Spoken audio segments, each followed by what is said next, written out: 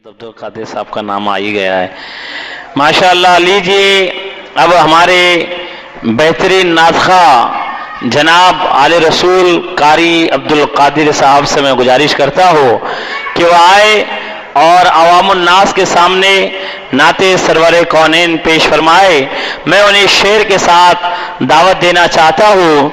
लबों से फूल झड़ते हैं जब ये नात पढ़ते हैं, लबों से फूल झड़ते हैं जब ये नात पढ़ते हैं, जुबा की सुर्ख कैंची से हजारों दिल कतरते हैं।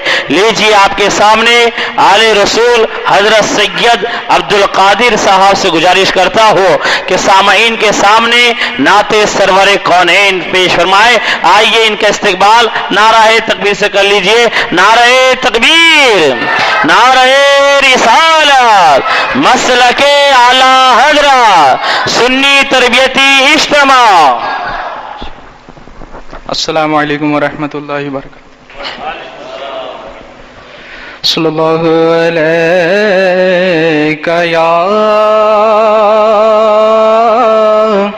रसूल अल्लाह वसल्लम अलैका या हबीब अल्लाह। सब मिल के पढ़िए सल्लल्लाहु अलैका या रसूल अल्लाह वसल्लम अलैका या हबीब अल्लाह। कुछ ऐसा कर दे मेरे किरदगार आँखों में,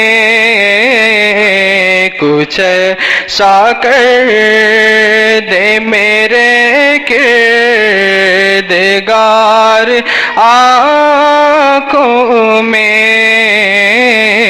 हमेशा नक्श रगे रोए यार आँखों में। वो नूर दे मेरे परवरदिगार आँखों में, वो नूर दे मेरे परवरदिगार आँखों में, कि जलवागर रहे रुख की बहार आँखों में, कि जलवागर रहे रुख की बहार आँखों में। कुछ ऐसा कर दे मेरे किरदगार आँखों में। उन्हें न देखा तो किस काम की है ये आँखें, उन्हें न देखा तो किस काम की है ये आँखें, कि देखने की है सारी बहार आँखों में, कि देखने की है सारी बहार आँखों में। कुछ ऐसा कर दे मेरे किरदगार आँखों में। पिया है जाम मोहब्बत जो आपने नूरी, पिया है जाम मोहब्बत जो आपने नूरी, हमेशा उसका रहेगा खुमार आँखों में। ہمیشہ اس کا رہے گا خمار آنکھوں میں۔ السلام علیکم۔ ماشاءاللہ، محبت سے کہہ دیجئے سبحان اللہ، زور سے کہہ دیجئے ذرا سبحان اللہ۔ ماشاءاللہ، دیکھیے پہلی بار میں نے خود مائک پر ہمارے جناب عبدالقادر سید صاحب سے پہلی بار بڑی ہی بہترین دقت انگیز آواز میں نعت پاک کلام حضور مفتی اعظم ہند میں نے خود پہلی بار سنا ہوا الحمدللہ، لہٰذا بڑے اچھے انداز میں، بڑے پیارے اچھے انداز میں نعت سرور کونین پیش فرما رہے تھے۔ اب میں آپ حضرات سے گزارش کرتا ہوں کہ حضور سید صاحب کو بلانے سے پہلے بہتر سمجھتا ہوں کہ جو پیچھے بیٹھے ہوئے اگر آگے آ جائے گے تو بڑا اچھا ہو جائے گا، جو پیچھے بیٹھے ہوئے حضرات اگر آگے آ جائے گے تو بڑا اچھا ہوگا، اس لیے کہ یہ دیکھیے بہترین نعت خواہ بھی قاری عمر ضیاء صاحب بھی تشریف لا چکے پر تھوڑی دیر کر دی، ورنہ انشاءاللہ تعالی آئندہ ہفتے ضرور ان کو موقع دیا جائے گا، اس لیے کہ آپ بالکل وقتوں کے مد نظر رکھتے ہوئے آل رسول کی بارگاہ میں مائک پیش کرنے کی سعادت حاصل کر رہا ہوں۔ جہاں تک کہ پھر میری آواز پہنچ رہی ہے تمام ان لوگوں سے جو لوگ ادھر ادھر کھڑے ہوئے باہر کھڑے ہوئے، برائے کرم مؤدبانہ گزارش ہے کہ وہ جلد سے جلد مولانا عبدالغنی ہال میں تشریف لے آئے۔ اب لیجئے بغیر کسی تاخیر کے اس ذات کو آپ کے سامنے پیش کرنے سے پہلے بہتر سمجھتا ہوں کہ ایک اعلان کر دیا جائے، اور بڑی خوشی کا اعلان ہے کہ الحمدللہ 19 جنوری بروز منگل بعد نماز عشاء اسی حال میں، اسی مولانا عبدالغنی حال میں شب نعت کا پروگرام رکھا گیا ہے۔ سبحان اللہ۔ اور جانتے ہو کون کون عظیم نعت خواہ تشریف لا رہے ہیں؟ سب سے پہلے ہے صادق رضوی صاحب ممبئی، شاداب رضوی صاحب ممبئی، رفیق رضوی صاحب ممبئی، یہ تینوں نعت خواہ اپنے بہترین انداز میں انشاءاللہ تعالی 19 جنوری بروز منگل بعد نماز عشاء اسی حال میں تشریف لائیں گے اور آپ لوگوں کے سامنے نعت پاک پیش فرمائیں گے۔ میں گزارش کرتا ہوں کہ اس اعلان کو یاد رکھیں اور اس اعلان کو دیگر دوستوں تک کے پہنچانے کی سعادت حاصل کریں۔ اب بغیر کسی تاخیر کے آل رسول، اولاد علی، پیر طریقت، رہبر شریعت، ناشر مسلک اعلیٰ حضرت علامہ مولانا الشاہ الحاج مفتی محمد سید آصف اقبال صاحب کی بلا کی بارگاہ میں مائک دینے کی سعادت حاصل کر رہا ہوں۔ آئیے حضرت کا استقبال نعرہ تکبیر سے کر لیجئے۔ نعرہ تکبیر، نعرہ رسالت، مسلک اعلیٰ حضرت، علماء اہل سنت۔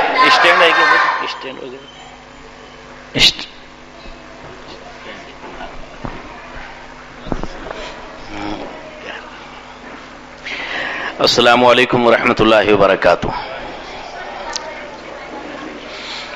نحمده ونصلي على رسوله الكريم، اما بعد فاعوذ باللہ من الشیطان الرجیم، بسم اللہ الرحمن الرحیم۔ رب زدنی علما، صدق اللہ العلی العظیم وصدق رسولہ النبی الامین المتین الکریم، ونحن على ذلك لمن الشاہدین والشاکرین والحمد للہ رب العالمین۔ ان اللہ وملائکتہ یصلون علی النبی یا ایہا الذین آمنوا صلوا علیہ وسلموا تسلیما۔ اللہم صلی علی سیدنا و مولانا محمد و علی سیدنا و مولانا محمد وبارک وسلم صلاۃ و سلاما علیک یا رسول اللہ وعلی آلک و اصحابک یا نور اللہ صلی اللہ تعالی علیہ وسلم۔ غوث اعظم بمنی بے سرو ساما مدد قبلہ دین مدد کعبہ ایما مدد بگرداب بلا افتاد کشتی ضعیفان و شکسترا تو پشتی بحق خواجہ عثمان ہارون مدد کن یا معین الدین چشتی، مدد کن یا معین الدین چشتی، مدد کن یا معین الدین چشتی۔ سرورہ شاہا کریمہ دستگیرہ اشرفہ حرمت روح پیمبر یک نظر کن سوئے ماں، اے اشرف زمانہ زمانے مدد ماں درہائے بستراز کلید کرم کشا۔ یہ سنی تربیتی اجتماع جس کا آغاز نوجوانان کتھڑا کی جانب سے اور فالکن باکسنگ کلب کے نوجوانوں کی طرف سے شروع کیا گیا، یہ ایک بہت ہی قابل ستائش اور تعریف کے لائق کام ہوا۔ آپ یقین جانیں لوگ اس کو بہت پسند کر رہے ہیں۔ آپ سوال کرے نہ کرے، واٹس ایپ کے اوپر دور دور سے سوال آ رہے ہیں، بیڑ سے سوال، بلڈانا سے سوال، ناسک کے دوسرے محلوں سے سوال، آدمی بھی مرد بھی کر رہے ہیں سوال، عورتیں بھی کر رہی ہیں سوال، اور ان کو ان کے جوابات جو دیے جا رہے ہیں اس پر وہ تسلی اور تشفی کا بھی اظہار کر رہے ہیں۔ یہ بہت ہی ہمارے لیے، بلکہ جن لوگوں نے خاص طور پر یہ پروگرام کا انعقاد کیا اور جاری کیا، بنیاد ڈالی، ان لوگوں کے لیے یہ بڑی مسرت اور خوشی کی بات ہے۔ تو یہ 5ویں مجلس ہے اور 5واں تربیتی سنی اجتماع ہے، جس میں 20 منٹ پہلے سورہ تفسیر قرآن پیش کی جاتی ہے، سورہ فاتحہ کی تفسیر شروع ہوئی، تعوذ یعنی اعوذ باللہ من الشیطان الرجیم کی تفسیر ہوئی، تسمیہ یعنی بسم اللہ الرحمن الرحیم کی تفسیر ہوئی، پھر سورہ فاتحہ کا آغاز کیا تو الحمدللہ رب العالمین اس کی تفسیر ہو چکی، الرحمن الرحیم کی بھی تفسیر ہو چکی، اب مالک یوم الدین اس کا آج بیان ہوگا۔ اعوذ باللہ من الشیطان الرجیم بسم اللہ الرحمن الرحیم۔ مالک یوم الدین، روز جزا کا مالک، روز جزا۔ اب یہ مالک یوم الدین اس آیت کا پچھلی والی آیت سے کیا کنیکشن ہے؟ الرحمن الرحیم کے بعد مالک یوم الدین کا نمبر کیوں آیا؟ یہ آیت اس آیت کے بعد کیوں؟ تو پچھلی آیت سے تعلق بیان کرتے ہیں کہ اس سے پہلے اللہ کی ربوبیت، رب العالمین کہا گیا، اور رحمت کا ذکر ہوا الرحمن الرحیم کے ذریعے، جس سے سننے والے کے قلب میں امید کا دریا موجے مارنے لگا کہ ارے میرا رب تو پالن ہار ہے، پرورش کر رہا ہے، پیدا بھی نہیں ہوا تھا، ماں کے پیٹ میں اس نے میرے کھانے پینے کا انتظام کر دیا تھا، چبا چبایا، ہضم کیا ہوا، سب کچھ ڈائریکٹ پیٹ سے پیٹ میں پہنچتا تھا۔ پانی میں انسان کو اگر ڈبو دو تو مر جائے گا، لیکن 9 مہینے بچہ ماں کے پیٹ میں پانی کے اندر رہتا ہے۔ کتنی شان ہے اللہ کی، ہے نا؟ تو وہ رب جو ہر حال میں ہمیں پال سکتا ہے، پالتا ہے، اور رحمان و رحیم ہے، تو امید یہ جگی کہ اب تو پھر ہم چاہے جو کچھ کر لے، اللہ تو بخشنے والا ہے، یہ ہو جائے گا نا۔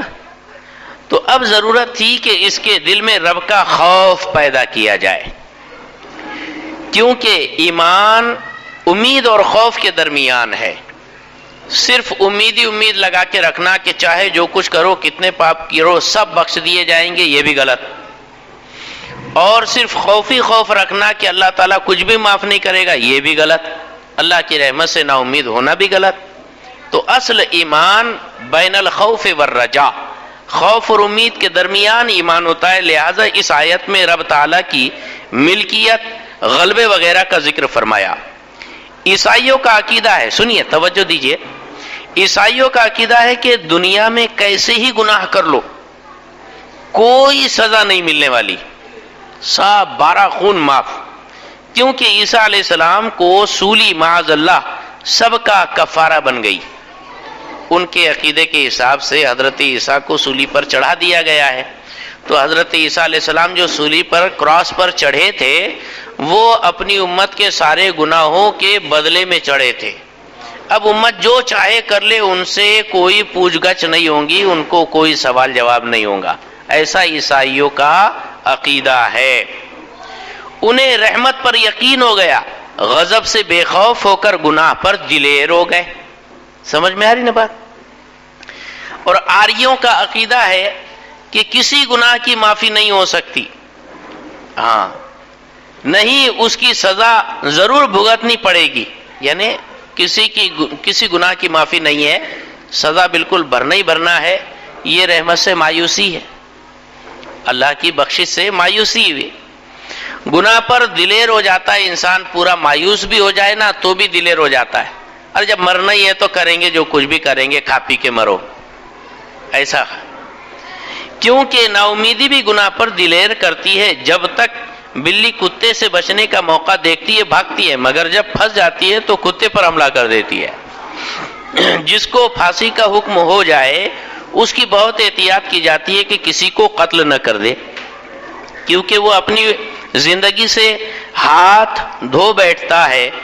انسان گناہ سے اسی وقت بچ سکتا ہے جب اس کو اپنے مولا کے غضب کا ڈر بھی ہو اور اس کی رحمت کی امید بھی ہو۔ اس لیے رحمتوں کے ذکر کے بعد اپنی جباری قہاری کا ذکر فرمایا، اور مالک یوم الدین یہ ارشاد فرمایا کہ روز جزا قیامت کے دن کا مالک ہے اللہ تعالی۔ اور دوسرا کنیکشن یہ ہوگا، دوسرا تعلق یہ ہوگا کہ بعض لوگ امید پر عبادت کرتے ہیں کہ ہم عبادت کریں گے تو اللہ تعالیٰ بخش دے گا، اللہ تعالیٰ خوش ہو جائے گا، اور بعض لوگ مار کے خوف سے اور عذاب کے ڈر سے عبادت کرتے ہیں۔ امید والوں کے لیے پہلی آیت تھی الحمدللہ رب العالمین الرحمن الرحیم، اور جو خوف اور ڈر کے مارے عبادت کرتے ان کے لیے مالک یوم الدین۔ یہ آیت ہے کہ یہ دونوں آیتوں کی وجہ سے دونوں طرح کے لوگ یعنی سب لوگ خدا کی عبادت کریں، یہ مقصد ہے۔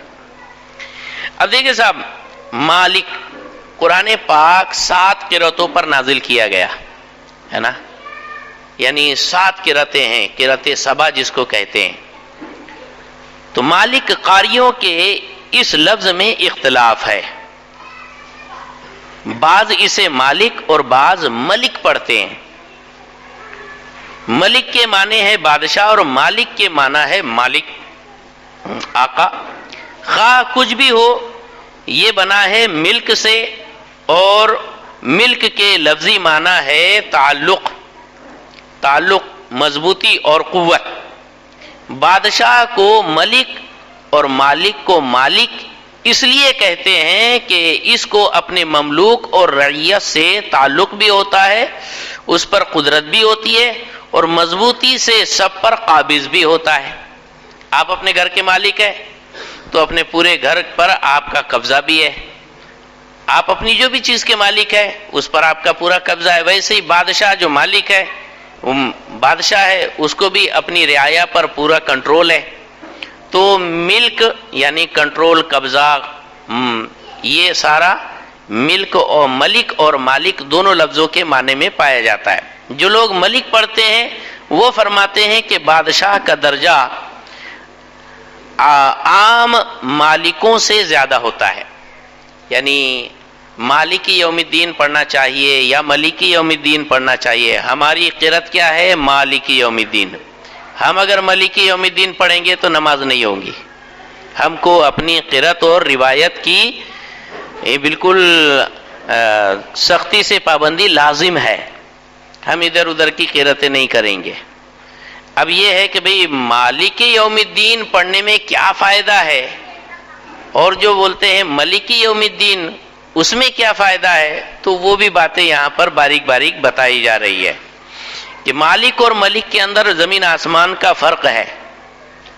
اس لیے بادشاہ رعایا کا حاکم ہوتا ہے، ملک بولے تو بادشاہ، بادشاہ رعایا کا حاکم ہوتا ہے، سربراہ ہوتا ہے، اور مالک اپنے مال یا غلام کا سربراہ ہوتا ہے۔ لیکن بمقابلہ رعیت کے زیادہ قبضہ اپنی مملوک پر مالک کے اندر پایا جاتا ہے۔ راجہ جتنا اپنی رعایا پر ملکیت نہیں رکھتا، مالک اپنی مملوک چیز پر اس سے زیادہ پاور سے قابض ہوتا ہے۔ مالک پڑھنا زیادہ مناسب ہے جو ہم پڑھتے ہیں، کیونکہ رعیت میں بعض وہ بھی ہوتے ہیں جن کی بادشاہ کو مجبوراً رعایت کرنا پڑتی ہے نا۔ اب بیچارہ ہے 56 انچی چینے والا، لیکن کچھ لوگ زبردستی بیچارے مجبور ہو کر خاموش بیٹھے ہیں، سہن کر رہے ہیں، برداشت کر رہے ہیں، چل رہا ہے اس کا کام۔ بلکہ رعایا کو رعایا اسی لیے کہتے ہیں کہ بادشاہ کو اس کی رعایت بھی کرنا پڑتی ہے۔ جو پرجا ہے، پرجا کی رعایت بادشاہ بھی کرتا ہے، اس لیے اس کو رعایا اور پرجا کہتے ہیں.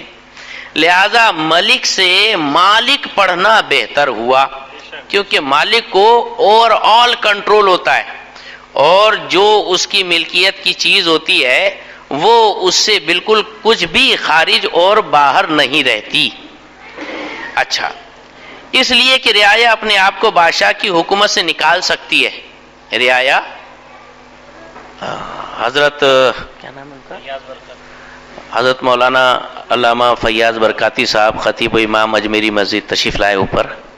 نوازش. نعرہ تکبیر، نعرہ رسالت، علماء اہل سنت. سبحان. آگے لے لیجئے، آگے لے لیجئے، کرسی آگے. رعایا جو ہے وہ اپنے آپ کو بادشاہ کے کنٹرول سے باہر کر سکتی ہے. وہ ملک چھوڑ کر باہر چلا جائے تو بادشاہ کا اس پر کوئی قبضہ نہیں چلنے والا ہے نا. اچھا، یا پھر خود رعایا اتنی پاورفل ہو سکتی ہے کہ بادشاہ کو ڈیزالو کر سکتی ہے، بھگا سکتی ہے. لیکن مالک جو ہوگا تو مالک کو مملوک کبھی بھی آؤٹ آف نہیں کر سکتا، تو مالک پڑھنا زیادہ بہتر ہے. اچھا، اب دیکھیں صاحب، مالک یوم الدین جو فرمایا گیا، دین کے دو معنی ہے.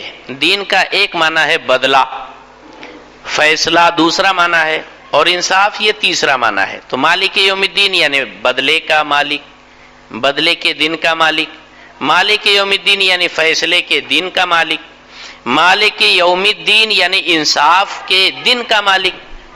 تو اس حساب سے دین جو ہے، دین کے معنی دن نہیں ہوتا. جو ترجمے میں آ رہا ہے نا فیصلے کے دن کا مالک، تو یہ جو دن کا ترجمہ یوم کے لفظ کا ہے. یوم عربی میں دن کو کہتے ہیں، ڈے کو کہتے ہیں. اور دین جو ہے، دین کے معنی فیصلہ، بدلہ، انصاف یہ ہوتا ہے. تو مالک یوم الدین کا مطلب ہاں فیصلے کے دن کا مالک. مالک مانے مالک، یوم مانے دن، اور دین مانے فیصلہ، انصاف. دوسری ملت یعنی مذہبی عقیدے قیامت کے دن کو دین کا دن یا تو اس لیے کہتے ہیں کہ اس دن تمام دینوں یعنی ملتوں کے فیصلے کیے جائیں گے، یعنی تمام مذہبوں کے فیصلے ہو جائیں گے، کون صحیح کون غلط، تو اسلام ہی برحق ثابت ہوگا. دنیا میں دیندار اور بے دین یکساں پل رہے ہیں، بظاہر حق و باطل کا پتہ نہیں چلتا، لیکن اس دن قیامت کے دن سب پتہ چل جائے گا کہ کون حق پر ہے کون باطل پر ہے. یا اس لیے دین کو، مذہب کو دن کہا گیا، کہتے ہیں کہ ہر دین والا دین اسی لیے اختیار کرتا ہے کہ اس دن قیامت کے دن نجات ہو جائے. عیسائی، یہودی، پارسی، مسلمان وغیرہ جس قدر مذہب ہیں سب اس دن کے قائل ہے، یعنی قیامت کے قائل ہے. سب اسی دن کی مصیبت سے بچنے کے لیے آج دین یعنی مذہب کو اختیار کر رہے ہیں. اگرچہ ان میں سے بعض نے غلط دین اختیار کیا، بعض نے درست دین اختیار کیا. یا یوم دین اس لیے کہا گیا کہ اس دن کوئی دنیاوی کام نہیں ہوگا بلکہ سب کام دینی مذہبی ہوگے، ہے نا. دنیا میں ہم کچھ کام دینی کرتے ہیں، کچھ کام دنیاوی، لیکن اس دن قیامت کے دن پینا، لباس، تعمیر مکان، یہ سب جو دنیاوی کام ہے ان میں سے کوئی بھی کام نہیں ہوگا. بس کتنی نماز پڑھے تھے، کتنا جھوٹ بولے تھے اس کی سزا لو، کتنی غلط کیے تھے اس کی سزا لو، کتنی نماز پڑھے تھے اس کا ثواب لو، کتنا حج کیے تھے اس کا ثواب، یعنی ساری دن کی باتیں ہوں گی وہاں پر. اس لیے اس کو یوم الدین کہا جاتا ہے. اب یہ ہے کہ صاحب اعتراض دیوبندی اس پر مالک یوم الدین کے آیت سے سنیوں پر ایک اعتراض اور آبجیکشن اور سوال کھڑا کرتے ہیں کہ جب قیامت کے دن کا خدا ہی مالک ہے، اللہ ہی مالک ہے قیامت کے دن کا، کوئی شک ہے کہ اس میں؟ کوئی شک نہیں. تو خدا کے سوا نبیوں ولیوں کو اپنا شفیع جاننا اور ان کو اس دن حاجت روا ماننا اس آیت کے خلاف ہے. اندھے کو اندھیرے میں بڑی دور کی سوجی، رٹے جواڑی اپنا داؤ. قرآن تو سرافہ مصطفیٰ کی نعت ہے، آیتوں سے ملاتا رہا آیتیں، پھر جو دیکھا تو نعت نبی بن گئی. سنی جب قرآن پڑھتا ہے تو حضور کی نعت اور شان دیکھتا ہے، اور وہابڑا جب بھی دیکھتا ہے تو حضور کے عیب کو معاذ اللہ تلاش کرنے کی کوشش کرتا ہے، شان گھٹانے کی کوشش کرتا ہے۔ اس میں بھی کیا اس نے ڈنڈی مارا کہ جب اللہ ہی قیامت کا مالک ہے تو کائے کو نبی کو ماننا، کائے کو ولی سے شفاعت ماننا، کائے کو ان سے مطلب سفارش کرنا کہ اللہ تعالیٰ اب تیرے محبوب کے صدقے میں بخش دے، غوث پاک کے صدقے میں میرا کام بنا دے، زبردستی ان کے نام کائے کو لینا؟ جب اللہ ہی مالک ہے تو پھر ان کو کیوں پوچھنا؟ معاذ اللہ، کتنی بے غیرتی والی بات ہے نا۔ ہاں، یہ اس کو بولتے نا خدا جب دین لیتا ہے تو عقل چھین لیتا ہے۔ تو بدعتی لوگ یعنی سنی لوگوں کو وہ لوگ بدعتی کہتے نا۔ اولیاء اللہ اور پیروں کو کی نظر نیاز اس لیے کرتے ہیں کہ یہ لوگ قیامت کے دن ان کے کام آئیں گے۔ ہم غوث پاک کی نیاز کیوں کرتے؟ قیامت میں غوث پاک ہمارے کام آئیں گے، یہ نیت سے نا۔ تو وہ بڑا یہ بولتا کہ یہ عقیدہ بالکل مشرکانہ عقیدہ ہے، بولے معاذ اللہ ایسا کوئی عقیدہ رکھے گا کہ غوث پاک قیامت میں کام آئیں گے، حضور قیامت میں کام آئیں گے، تو وہ مشرک ہو جائے گا۔ ایسا آبجیکشن دیوبندیوں نے، تبلیغیوں نے، جماعتیوں نے کیا، اور اس کی وجہ یہ بتائی کہ جب قیامت کے دن کا مالک اللہ تعالیٰ ہی ہے تو پھر اور کسی سے کوئی غرض نہیں رکھنا چاہیے۔ کس کو مت مانو، صرف اللہ کو جانو، اللہ سے مانو، اللہ سے مانگو، کسی مت مانگو۔ اس کا جواب کیا ہے؟ سنو جواب، شفاعت اور بندوں کی حاجت روائی حق تعالیٰ کے مالک ہونے کے بالکل خلاف نہیں ہے۔ حضور سفارش کریں گے، غوث پاک شفاعت کریں گے، خواجہ پاک ہماری سفارش کریں گے، اللہ سے ہمیں بخشوائیں گے، یہ خدا کی شان کے خلاف نہیں ہے، مالک یوم الدین ہونے کے خلاف نہیں ہے، اپوزٹ نہیں ہے۔ ان بزرگوں کو ماننا خدا کی خدائی میں فرق نہیں آتا اس سے، یہ اس کا جواب۔ کیوں؟ انبیاء کرام، اولیاء اللہ، علماء اس لیے شفاعت نہیں کریں گے کہ وہ اس دن کے حقیقی مالک ہے۔ حضور سفارش کریں گے، شفاعت کریں گے تو خود مالک ہونے کی وجہ سے کریں گے کیا؟ نہ، خود مالک ہونے کی وجہ سے نہیں، مالک تو اللہ ہے۔ ہاں، یہ حضور شفاعت کریں گے اللہ کے پیارے اور محبوب ہونے کی وجہ سے۔ اللہ اللہ ہے، بندہ بندہ ہے۔ ہم حضور کو شفیع مانتے ہیں، مالک یوم الدین نہیں مانتے۔ مالک کی بارگاہ میں اتنے بڑے شفیع کو پیش کیا گیا، تیری سرکار میں لاتا ہے رضا اس کو شفیع، جو میرا غوث ہے اور لاڈلا بیٹا تیرا۔ تو اللہ کی شان میں کوئی کمی آ گئی اس میں؟ نہیں۔ ہاں، بلکہ اس لیے شفاعت کریں گے حضور کہ وہ اللہ کے یعنی مالک کے حقیقی کے پیارے ہیں، اللہ کے پیارے ہیں، چہیتے ہیں حضور۔ ہمارے غوث پاک، خواجہ پاک، شہنشاہ ناسک، شاہ سمنا، اعلیٰ حضرت، یہ سارے بزرگ اللہ کے پیارے بندے ہیں، ان کی بات وہاں سنی جاتی ہے نا۔ اللہ تو سنتا سب کی، مانتا کسی کسی کی۔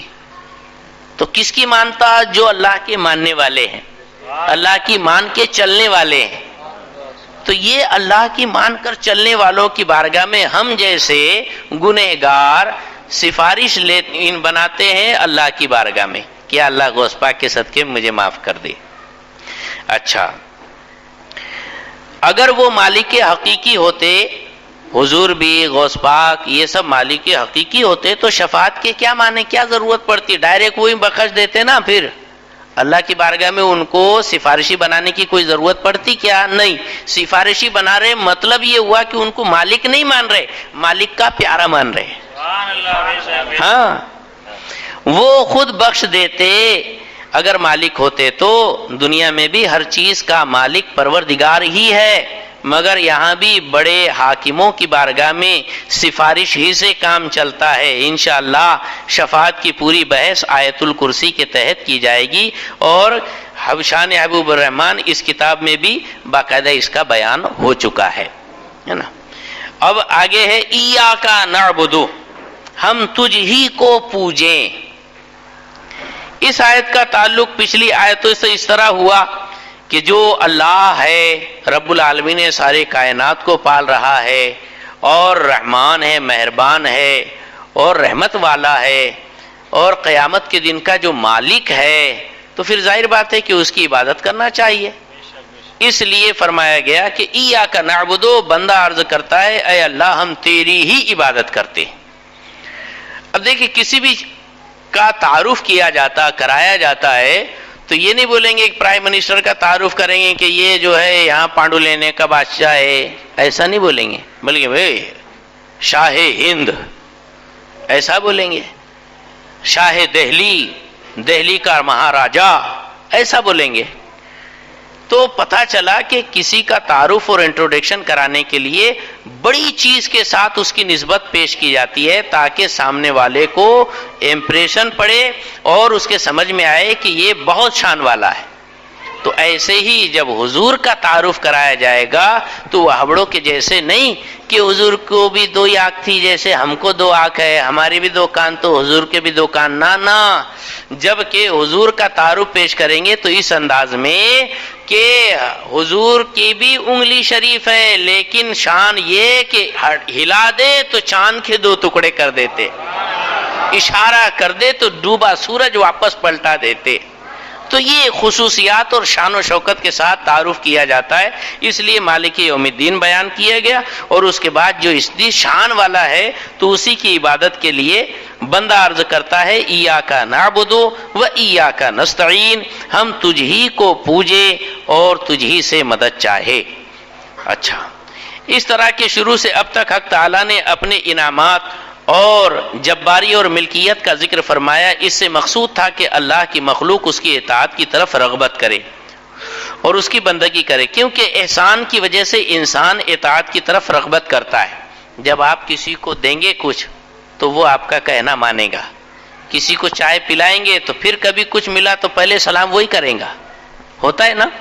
ہاں، جس کا کھاتا انسان تو اس کا گاتا بھی، اور رب تعالی رب العالمین ہے تو اس نے کھلایا پلایا پالا پوسا بڑا کیا، اور رحمان رحیم ہے، سارے روز جزا کا مالک ہے، تو پھر ایاک نعبد، ہم تیری ہی عبادت کرتے ہیں، اور خوف ڈر سے اطاعت پر مجبور ہوتا ہے، لہذا حکم ہوا کہ تم کہو ایاک نعبد۔ گویا اب تک عبادت کی رغبت دلائی جا رہی تھی۔ عبادت کیوں کرنا چاہیے بندے نے؟ اس لیے کہ اللہ تعالی رب العالمین ہے، اسی نے سب کچھ پالا سنبھالا، اسی نے سے رحم و کرم کیا، اور وہی روز جزا کا مالک ہے، لہذا اس کی عبادت کی جائے۔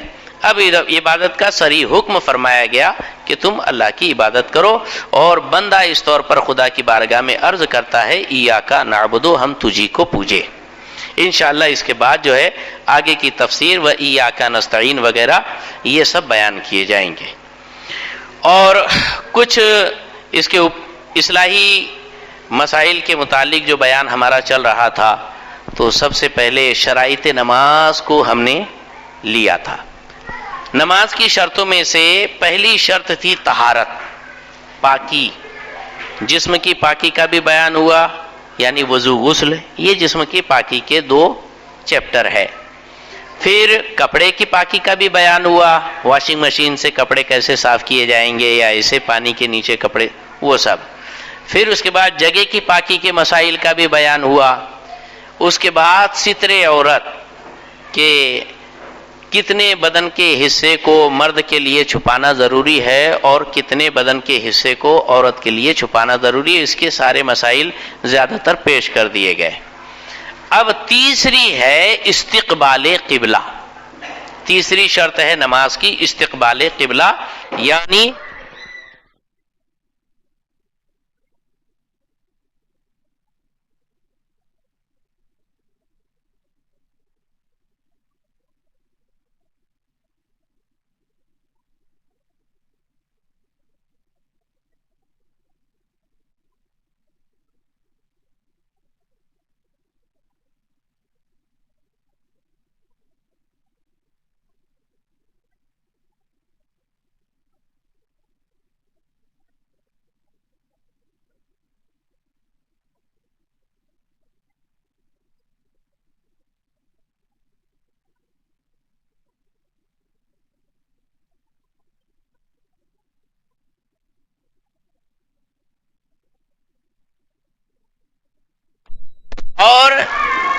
جو اللہ تبارک و تعالیٰ نے قرآن پاک میں ارشاد فرمایا کہ اینما تکونوا فولوا وجوہکم شطر المسجد الحرام، کہ اپنے چہروں کو مسجد حرام کی طرف پھیر لو. اس آیت سے استقبال قبلہ کا شرط ہونا ثابت ہوتا ہے. لہذا اگر کعبے سے منہ موڑ کر کسی اور جانب سے جان بوجھ کر زبردستی کوئی نماز پڑھتا ہے تو اس کی نماز ہی نہیں ہوگی. کعبے کی طرف رخ کرنا ضروری ہے، آخر خدا کی عبادت ہے، اور کعبے کی طرف منہ کرنے کی ضرورت کیا؟ کعبہ کوئی معبود تو ہے نہیں کہ جس کے سامنے جھکا جائے اور عبادت کیا جائے. تو اللہ تبارک و تو اس کا جواب اگر کوئی آبجیکشن لیتا ہے، جیسے غیر مسلموں کی جانب سے، آریوں سماج کی جانب سے یہ اعتراض ہوا تھا کہ ہم تو ایک پتھر پوجتے تو تم مشرک کہتے، تم تو پتھروں کی پوری عمارت کی طرف منہ کر کے نماز پڑھتے، اس کی پوجا کرتے، تو تم تو بہت بڑے مشرک ہو گئے. تو جواب کیا؟ ارے صاحب نیت تو دھیان کر، نیت میں کیا کرتے ہیں؟ نماز پڑھتا ہوں 2 رکعت نماز واسطے اللہ کے. کائے کے لیے پڑھتے؟ اللہ واسطے پڑھتے، کعبے کے واسطے نہیں پڑھتے.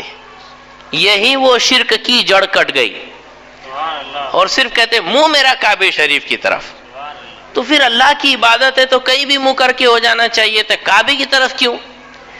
تاکہ اب سوچو ذرا کہ ایک ہی حال میں کوئی ادھر منہ کر کے، کوئی ادھر منہ کر کے، کوئی ادھر منہ کر کے نماز پڑھ رہا ہے، کتنا بے ہنگم منظر ہوگا نا. اللہ تعالیٰ بھی چاہتا ہے کہ میرے بندے ڈسپلن سے رہے. ہاں، اور رسول اللہ بھی چاہتے ہیں کہ میرے امتی قاعدے قانون سے چلے.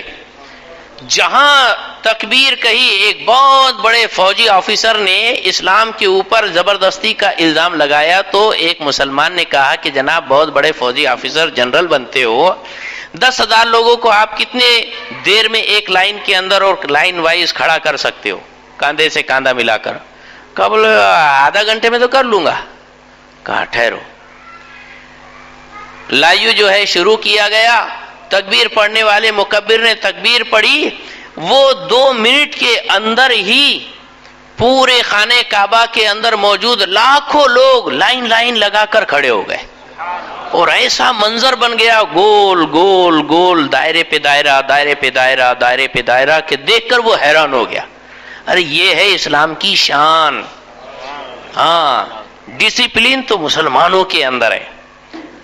اللہ بھی چاہتا ہے کہ بندے پورے ڈسپلن میں رہے، اس لیے ایک نقطہ مرکز کی طرف سب کو متوجہ کر دیا. اللہ گھر سے پاک ہے، لیکن اس نے بندوں کے لیے، بندوں کی رغبت کے لیے ایک جگہ کو اپنی طرف منسوب کر لیا کہ یہ میرا مکان ہے. بیت اللہ اس کو قرار دیا گیا اور فرمایا گیا کہ اس کی پوجا کے حساب سے اس کی عبادت نہ کرنا، صرف اس کی طرف رخ کرنا، عبادت تو میرے لیے ہوگی. اس حساب سے سارے بندے کھڑے ہوتے ہیں، اور باقاعدہ خانہ کعبہ کی طرف رخ کرنا یہ ضروری ہے. کب؟ جب کعبہ نگاہوں کے سامنے ہو. تو کعبے سے ہٹ کر آپ صرف حتیم کی طرف اگر متوجہ ہو کر نماز پڑھیں گے تو نہیں ہوگی نماز، بلکہ عین کعبہ آپ کی آنکھوں کے سامنے ہونا چاہیے. اور اللہ تعالیٰ وہ دن دکھائے کہ آپ سب اللہ کے کرم سے، رسول کے صدقے میں حج یا عمرے کے لیے جاؤ اور مسجد حرام کے اندر کھڑے ہو کر جب نماز پڑھو گے، سامنے کعبہ ہوگا تو کعبے کی طرف ہی منہ کرنا پڑے گا. حتیم کی طرف بھی رخ کرنے سے نماز نہیں ہونے والی. آئی بات؟ لیکن اگر مسجد حرام کے باہر ہے تو عین کعبے کی طرف رخ کرنے کی ضرورت نہیں.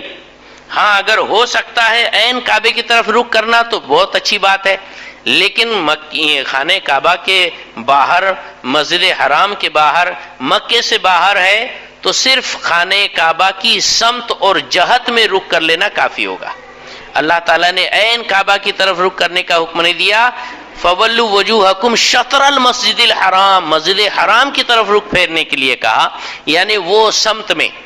اسی لیے مسئلہ ہے کہ خانہ کعبہ سے 45 ڈگری ادھر، 45 ڈگری ادھر، 90 ڈگری کے اندر اگر کبھی کسی کا منہ ہے تو وہ کعبے کی طرف ہی مان لیا جائے گا. باہر شریعت میں ایسا لکھا ہوا ہے. تو فَوَلُّوا شَطْرَ الْمَسْجِدِ الْحَرَامِ، یہ شطر جانب، سمت، ڈائریکشن کی طرف رخ کرو. اس لفظ کی وجہ سے یہ مسئلہ نکالا گیا.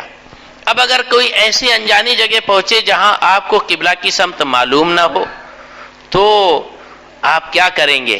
آج کل تو ہر ایک کے پاس موبائل رہتا ہے، موبائل میں کمپاس رہتا ہے، کمپاس کے اندر جہاں ڈبلو دکھے گا بس ادھر منہ کر کے نماز پڑھ لو، تھوڑا سا ہے نا 12 ڈگری 11 ڈگری جو ہے سیدھے ہاتھ کی طرف ڈبلو سے پھر کر نماز پڑھ لینا۔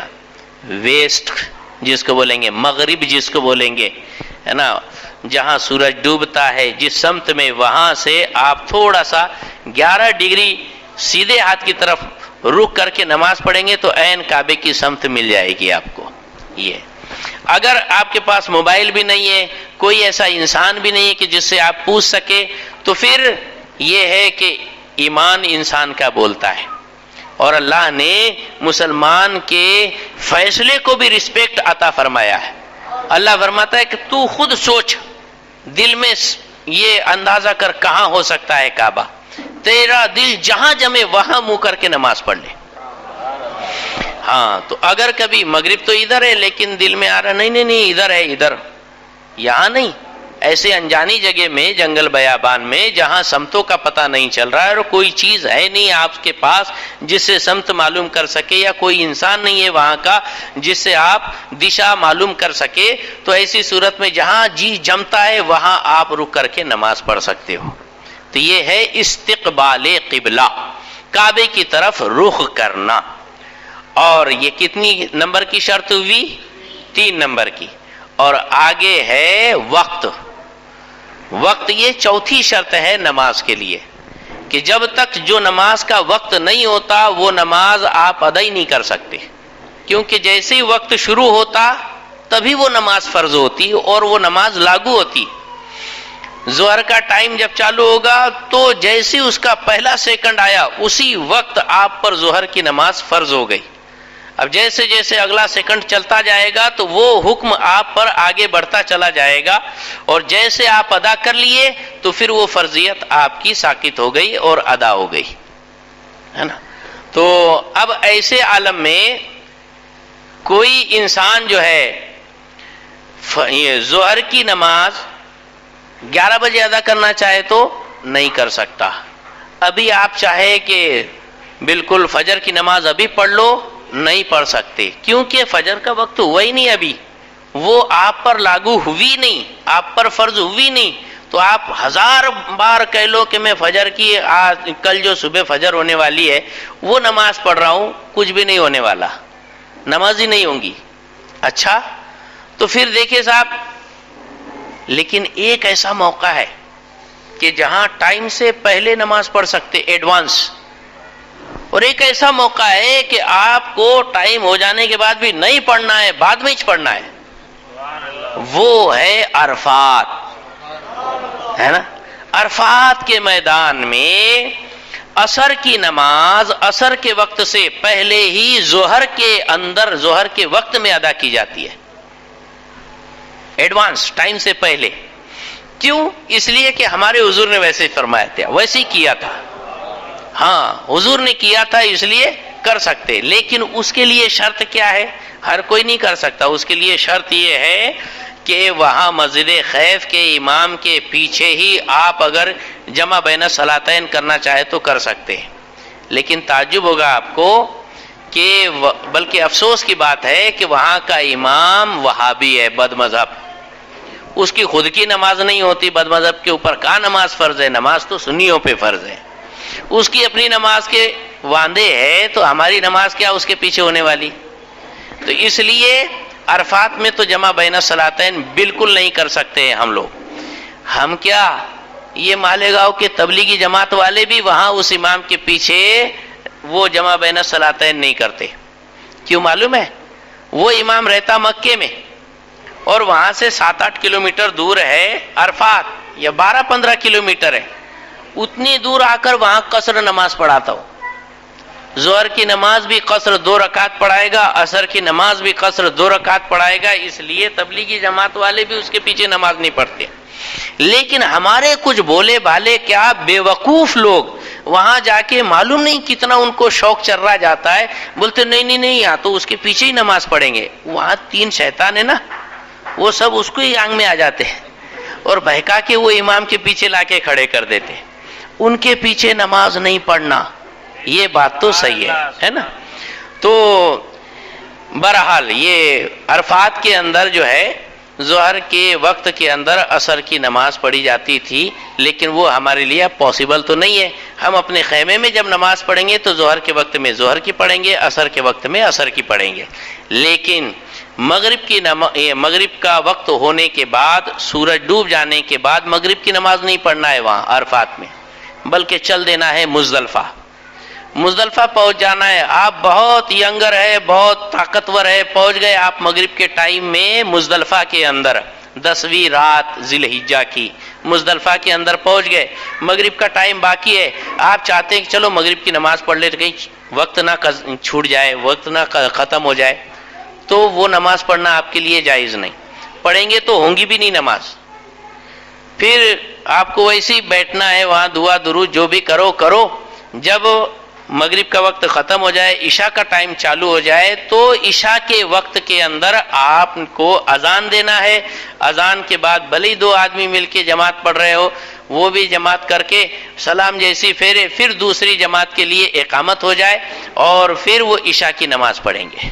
تو یعنی وہاں عشاء کی نماز کے اندر مغرب اور عشاء دونوں نمازیں ادا کرنا یہ کمپلسری ہے. ایسا کیوں بھلا؟ آج اگر کبھی ہم جماعت چھوڑ دے رہے ہیں یا ٹائم گزار کے نماز پڑھ رہے ہیں، قضا کر کے نماز پڑھ رہے ہیں، تو بہت گناہ ہے، مہا پاپ ہے. فویل للمصلین الذین هم عن صلاتهم ساہون. ویل جہنم کی وادی بھڑکتی ہوئی وہ ان نمازیوں کے لیے ہے جو نماز میں سستی کرتے ہیں، ٹائم پاس کر کے، قضا کر کے یا بعد میں جماعت چھوڑ کر پڑھتے ہیں، ان کے لیے اتنا بڑا عذاب ہے. لیکن وہاں چھوڑنا ہی پڑے گی نماز. اور جو بعد میں پڑھ رہے ہیں نا، وہ بھی قضا کی نیت سے نہیں پڑھنا ہے. عشاء کے وقت میں جو مغرب پڑھ رہے ہیں وہ قضا کی نیت سے نہیں بلکہ ادا کی نیت سے پڑھنا ہے. یہ ایسا کیسا چمتکار؟ تو کہا حضور نے ویسا ہی کیا تھا. سبحان اللہ. پتا چلا کہ عبادت خدا کی لیکن ادا مصطفیٰ کی ہونا چاہیے. ہاں، یہ سب کچھ پیاروں کی پیاری اداؤں کا نام ہے. تو وقت یہ شرائط نماز میں سے چوتھی شرط ہے جس کی بڑی اہمیت ہے کہ وقت سے پہلے بھی نماز نہیں ہو سکتی اور بعد وقت بھی نماز درست نہیں ہو سکتی ہے. ہاں، تو حاضرین گرامی، اب سوال و جواب کا سیشن شروع کیا جاتا ہے. کچھ سوالات جو ادھر ادھر سے کافی اہم آئے ہوئے وہ آپ کے سامنے پیش کیے جائیں گے اور اس کے جوابات دیے جائیں گے.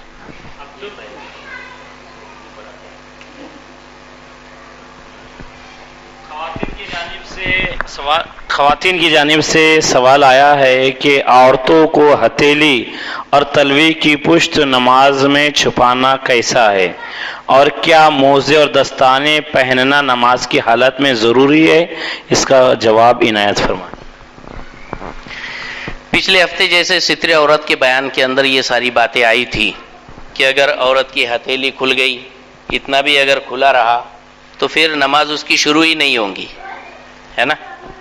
اور نماز کی حالت میں عورت کی صرف 5 چیزیں کھلی رہ سکتی ہے: چہرے کی ٹکلی، 2 ہاتھوں کی ہتھیلی، 2 پیروں کے تلوے. یہ 5 چیزیں کھلی رہ سکتی ہے، باقی آل اوور سب چھپا ہونا کمپلسری ہے. یہاں تک تو بات ہو گئی تھی، لیکن بعد میں یہ آیا خدشہ کہ پھر ہاتھوں کی ہتھیلی تو یہ پیچھے کا حصہ تو کھلا ہی رہے گا نا عورت کا، تو پھر اس کا کیا حکم ہے؟ تلوا تو ٹھیک ہے، چلو تلوا تو زمین پر دبا رہتا، وہ کھلا بھی رہے تو کوئی فرق نہیں پڑا، لیکن وہ تلوے کی پشت جہاں اپن کیا کہتے ہیں جوتے کا تسمہ وغیرہ باندھتے ہیں، لیس وغیرہ باندھتے ہیں، وہ حصہ وہ چھپنا کیا کمپلسری ہے، ضروری ہے؟ تو اس کے بارے میں یہ ہے کہ یہ ہتھیلی کے تحت ہی جو ہے اس کی پشت داخل ہے. ہتھیلی کے حکم میں ہتھیلی کی پشت داخل ہے، تلوے کے حکم میں تلوے کی پشت داخل ہے. یہ کھلا بھی رہا تو کوئی حرکت نہیں. لیکن یہ آپ کیسے کریں گے؟ اگر نیت باندھتے وقت یہ حصہ اگر اتنا پورشن کھل گیا تو کیا کریں گے؟ اگر اس کو احتیاط کے ساتھ اگر چھپا کر رکھتی ہیں خواتین تو پھر پورا ہاتھ کھلا رہنے میں کوئی حرکت نہیں ہے. یہ نہ کھلنے پائے اس کے لیے اہتمام ہونا چاہیے. پہلی بات تو اسکارف کے اندر ہی وہ ہاتھ اٹھائے کاندھوں تک اور سیدھے وہیں ہاتھ باندھ لے. اس طور پر ہاتھ ہی باہر ظاہر نہیں ہوگا. دستانے پہننا کمپلسری نہیں ہے, موزے پہننا کمپلسری نہیں ہے, لیکن ایک نازک بات یہاں یہ آ جاتی ہے کہ ٹخنے یہ بھی ستر عورت میں داخل ہے اور ایڑی کا حصہ یہ بھی ستر میں شامل ہے. تو اس کو ڈھانکنے کے لیے جیسی احتیاط عورتوں سے ہو سکتی ہے وہ احتیاط کرے. بغیر موزے پہنے ہوئے ان ٹخنوں اور ایڑیوں کو چھپا کر وہ نماز پڑھ سکتی ہو تو بلا شبہ پڑھ سکتی ہے, لیکن ٹینشن فری ہونے کے لیے اگر موزے پہن لیے تو کوئی حرکت نہیں. موزے پہن لینا تو بالکل 100 کی سیدھی ایک بات ہو جائے گی, کوئی ٹینشن ہی نہیں رہے گا, ہے نا. ہاں لیکن دستانے پہننا کہ نہیں پہننا, پہن لیے تو بہت اچھی بات ہے, نہیں پہنے تو وہ پھر احتیاط آپ کو لازم کرنا ضروری ہے. دوسرا سوال ہے, عبدالکلام آزاد بینکوں سے لون لینا کیسا, لے سکتے ہیں یا نہیں؟ لون کا بیاج نہیں ہے لیکن گٹ کا پیسے ہے, یہ گٹ کا پیسے کا گٹ کے پیسے یہ سمجھ میں نہیں آ رہا ہے, پر لون عبدالکلام آزاد بینکوں سے لے سکتے یا نہیں؟ اس بینکوں سے اگر کوئی لون لیتا ہے تو بیاج نہیں بھرنا پڑتا ہے, اس کا خلاصہ فرمائیں. اس سوال ہی سمجھ میں نہیں آ رہا ہے. اب یہ بنا بیاج کے کون سی بینک لون دے رہی ہے آج کل؟ اگر ایسا ہو جائے نا تو ایک بھی مسلمان یہاں بیٹھے گا نہیں, وہیں سب نمبر لگا کے کھڑے ہو جائیں گے. بیاج کے بغیر تو کوئی یہ آج کل قرضہ دے نہیں رہا ہے, اور اگر دے رہا ہے تو کون سے حساب سے دے رہا ہے؟ پھر بولے وہ گٹ کے پیسے ہے, تو یہ گٹ کے پیسے کیا چیز ہے؟ سوال ہی ہمارے دماغ کے باہر ہے. کوئی اگر اس کو سمجھا دے تو انشاءاللہ اس کا جواب آگے دے دیا جائے گا. جی حضور, تیسرا سوال ہے, اگر لڑکی دیکھنے کے لیے رشتہ لے جاتے ہیں تو لڑکے والوں کو پتہ چلتا ہے کہ لڑکی والے شاہ برادری سے تعلق رکھتے ہیں یا انصاری برادری سے یا منیار برادری سے ہے, تو وہ کہتے کہ ہم خان ہیں یا شیخ ہیں, ہمیں منیار نہیں چلے گے, انصاری نہیں چلے گے, تو اس کا حکم کیا ہے؟ جو شادی کے معاملے میں کفو یہ ایک مسئلہ ہے. کفو کس کو بولتے ہیں؟ کہ لڑکی کے لائق مناسب لڑکا, وہ کفو کہلائے گا. تو کفاءت کا لحاظ لڑکی کی طرف سے کیا جائے گا. ہاں, لڑکا چاہے کتنی کیوں نہ اعلیٰ ذات کا ہو, وہ کیسی بھی ذات کی بچی سے شادی کر سکتا ہے, اس کی کوئی پابندی نہیں. لیکن لڑکی کے لیے ضروری ہے کہ کم سے کم اس کی ذات جماعت کے حساب سے اس کے لیول کا لڑکا ہونا چاہیے. آخر یہ ذات بھید بھاؤ اونچ نیچ اسلام میں تو ہے نہیں, پھر یہ کفاءت کا مسئلہ کتابوں کے اندر آتا کیوں؟ ذات جماعت دیکھی جاتی کیوں؟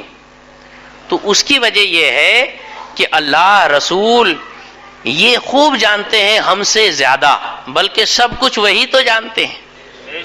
اللہ کے اساطے رسول جانتے ہیں. اللہ تو ذاتی طور پر جانتا ہے اور رسول اللہ کے بتانے سے جانتے ہیں.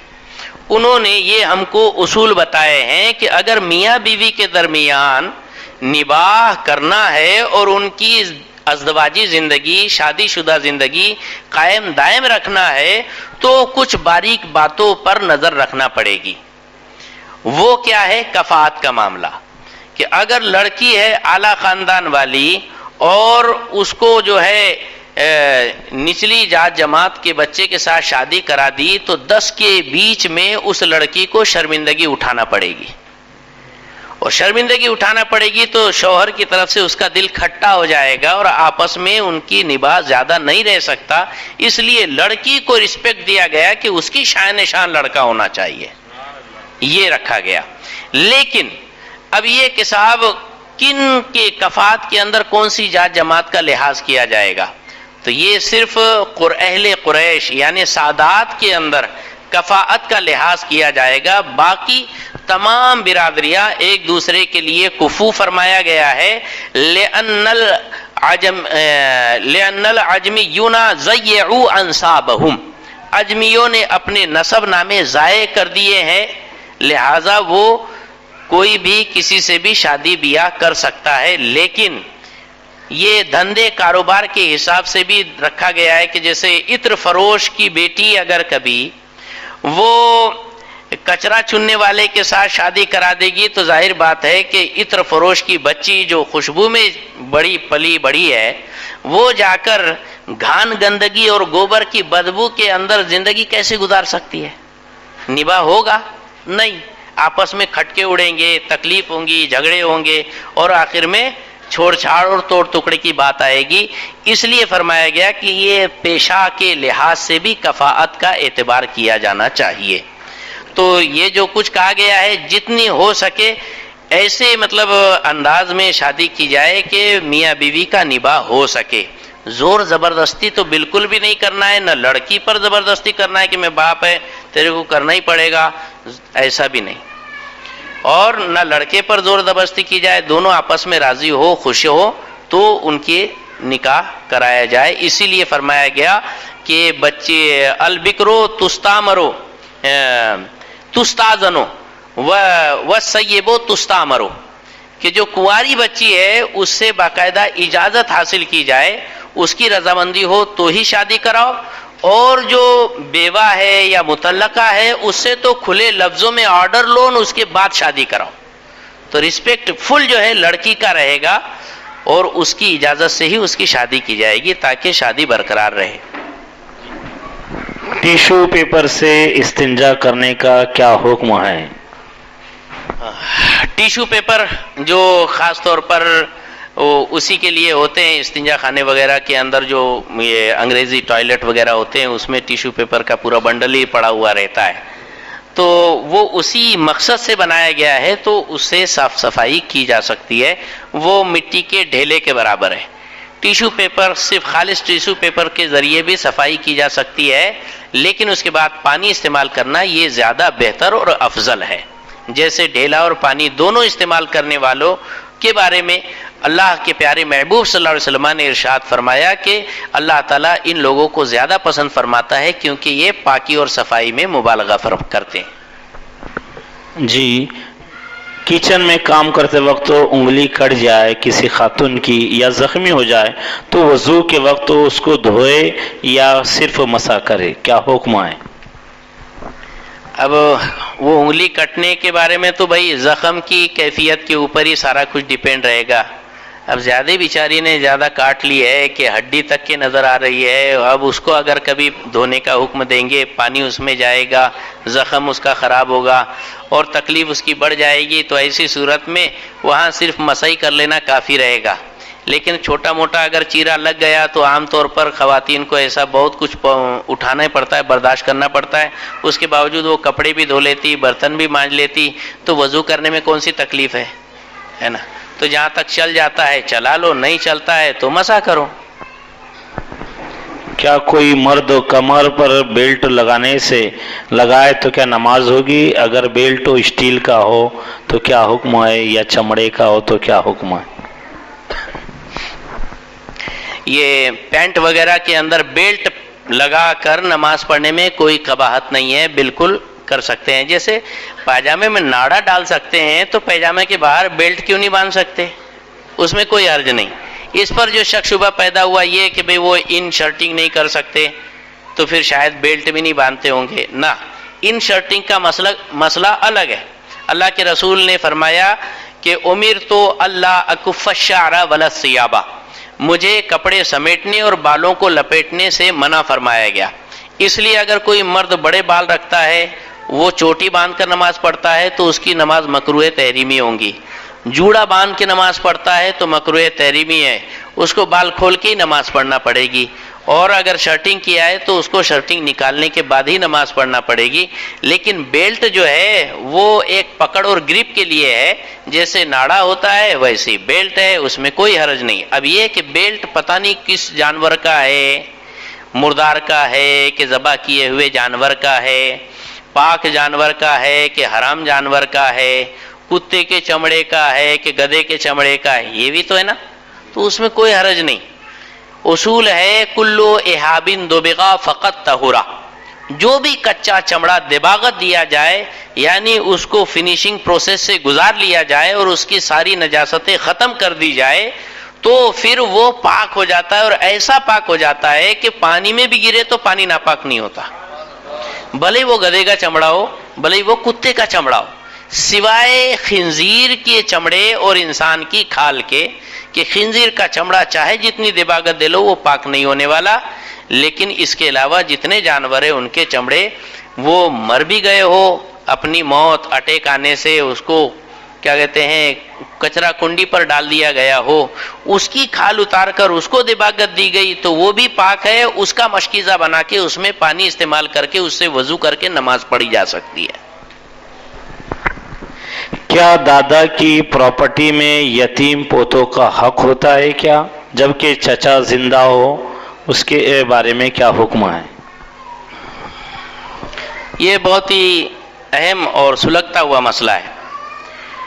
اب دیکھیے، دادا کی پراپرٹی میں پوتے کا حصہ، دو سچویشن ہے اس کے، کہ دادا تو ہے، دادا وہ مرا، پوتے چھوڑا، لیکن وہ دادا کی کوئی اولاد یعنی اس پوتے کا کوئی چچا وچا زندہ نہیں ہے، تو ظاہر بات ہے کہ بیٹا نہ ہو تو پوتا حصہ پاتا ہے نا۔ بیٹا اگر نہیں ہے کوئی بھی وارثوں میں سے زندہ، میں ہے میرا کوئی بیٹا نہیں، ڈائریکٹ بیٹے کی اولاد ہے، تو پھر بیٹے کی اولاد کو حصہ ملے گا، لیکن اگر بیٹا موجود ہے تو پوتوں کو نہیں ملے گا۔ کسی کے دو بیٹے ہیں، زید کے دو بیٹے ہیں، اس میں سے دونوں کے بچے ہیں، اب ہوا یہ کہ زید کی زندگی میں اس کا بڑا بیٹا مر گیا، اس کے بچے یتیم ہیں، اب پھر اس کے بعد زید مر گیا دادا، اب یہ بیچارے یتیم بچے، لیکن ان کا ایک چچا بھی زندہ ہے، تو چچا زندہ ہے اس لیے پوتوں کو حصہ نہیں ملے گا۔ کیوں نہیں ملے گا؟ تو اس میں ایک اصول ہے، الاقرب فالاقرب، میت کی طرف رشتے میں انسان جس شخص کے واسطے سے آتا ہے وہ کڑی میں سے کوئی پہلی والی کڑی موجود ہو تو بعد والی کڑی کو حصہ نہیں ملتا۔ بیٹے کی اولاد ہونے کی وجہ سے پوتا زید کا پوترا بنا، زید کا بیٹا تھا بکر، بکر کا بیٹا ہے عمر، تو یہ عمر بکر زید کے رشتے میں کیوں آیا؟ وہ اس کے بیٹے کا بیٹا ہونے کی وجہ سے۔ جب تک بیٹا موجود ہے تو پوتا حصہ نہیں پاتا، اب چاہے یہ پوتے کا باپ موجود ہو تو بھی پوتا حصہ نہیں پائے گا، یا پوتے کا چاچا موجود ہو تو بھی پوتا حصہ نہیں پائے گا۔ الاقرب فالاقرب، اس سچویشن میں تو ظاہر بات ہے کہ باپ کی حیات میں بیٹا مر رہا ہے بچے چھوڑ کر، تو دادا کو یہ حکم دیا گیا ہے شریعت کی جانب سے کہ وہ اپنی حیات کے اندر ان پوتوں کے لیے کچھ انتظام ضرور کرے، انہیں یتیم بھکاری بنا کے مت چھوڑے، اور چچا یعنی اپنے دوسرے بیٹے کے بھروسے اپنے یہ پہلے بیٹے کی اولاد کو نہ چھوڑے، بلکہ اپنی جیتے جی جو کر جائے وہ بچوں کا ہو جائے گا، اور کیا کہتے ہیں بیٹے کا اس میں کوئی آبجیکشن نہیں رہے گا، لیکن جہاں باپ مر گیا تو بیٹے کی موجودگی میں وہ پوتوں کو کچھ نہیں حصہ ملنے والا ہے۔ یہی اصول ہے، یہی قاعدہ ہے، یہی قرآن کا کہنا ہے اور یہی حدیثوں سے ثابت ہے۔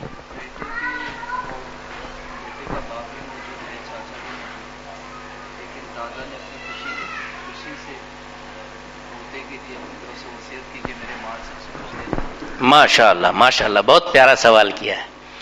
یہی بات تھی کہ صاحب حضرت کا کہنا یہ ہے کہ زید کے دو بیٹے ہیں، اس میں سے ایک مر گیا جس کی اولاد یتیم پوتے موجود ہیں، اب ایسی صورت میں دادا کی ذمہ داری کیا ہے کہ وہ پوتوں کے نام کچھ نہ کچھ کر دے۔ نام تو کرا نہیں بڑے میاں نے، وصیت کرا کہ جب میں مر جاؤں تو میری جائیداد میں سے میرے پوتوں کو کچھ دے دیا جائے۔ تو کیا یہ وصیت کی جا سکتی ہے کیا؟ یہی نا؟ ہاں۔ تو دیکھیے وصیت کے بارے میں ایک اصول ہے کہ وارث جن کا حق قرآن اور حدیث میں بیان کر دیا گیا، اور وہ سچویشن ایسی ہے کہ وہ وارث بن رہے ہیں، مردے کی جائیداد سے حصہ پا رہے ہیں، ایسے وارثوں کے حق میں یہ وصیت جائز نہیں۔ اللہ کے رسول نے فرمایا لا وصیتا لے وارثین، وارث کے حق میں وصیت درست نہیں ہوتی۔ لیکن یہاں پوتے جو ہے وہ بیٹے کی موجودگی میں وارث نہیں بن رہے۔ اگر کوئی بیٹا نہیں رہتا زندہ، صرف پوتے زندہ رہتے تو وہی وارث رہتے، جائیداد کے وہی حقدار بن جاتے، تب دادا ان کے بارے میں کوئی اور وصیت بھی نہیں کر سکتا تھا۔ لیکن یہ جو سچویشن ہے اس میں پوتے وارث نہیں بن رہے بیٹے کی وجہ سے، تو دادا اپنے ان پوتوں کے حق میں وصیت کر سکتا ہے، بلکہ کرنا چاہیے، ہاں کہ بھئی میرے مرنے کے بعد میرے پوتوں کو میری جائیداد سے اتنا اتنا دے دیا جائے، تو یہ وصیت نافذ ہو سکتی ہے، کیونکہ اس وقت پوتے وارث نہیں ہے بیٹے کی موجودگی کی وجہ سے، اور یہ وصیت کی جا سکتی ہے۔ اگر کسی مرد نے اپنی بیوی کا مہر اس کی حیات میں زندگی میں ادا نہیں کیا اور بیوی مر گئی، تو بیوی کے مر جانے پر مہر کا کیا کرے؟ کیا مسجد مدرسے میں شوہر دے سکتا ہے؟ بہت زبردست سوال ہے یہ، ہے نا؟ زندگی بھر بیچاری کا پکا پکایا کھایا، اس کو اس کا حق زندگی بھر نہیں ادا کیا۔ اللہ کے رسول صلی اللہ علیہ وسلم نے ارشاد فرمایا احق الشروط ان تؤدوها المہر، او کما قال صلی اللہ علیہ وسلم، کہ سب سے زیادہ ادا کرنے کا مستحق جو حق ہے اللہ کی جانب سے وہ بیویوں کا مہر ہے، کہ جتنے جلدی ہو سکے اس کو پہلے ادا کیا جائے۔ لیکن یہ مہر اتنا ڈیلے کرتے شادی میں لاکھوں روپے خرچے کر دیں گے، لیکن 2000 2500 5000 مہر وہ بھی ادھار رکھیں گے، اور زندگی بھر کے واسطے ادھار، یہاں تک کہ بیچاری مر گئی تو سوال آیا مر گئی تو اب کیا کرنا ہے نا؟ بولے زندگی میں اس نے معاف بھی نہیں کرا، ارے واہ، معاف کرنا عورت پر ضروری نہیں ہے، یہ اس کا حق ہے، شوہر پر حکم ہے کہ وہ پہلے اپنی بیوی کو مہر ادا کرے، نہیں کیا اس کی کیا کہتے ہیں غلطی ہے، اس پر پکڑ ہوگی۔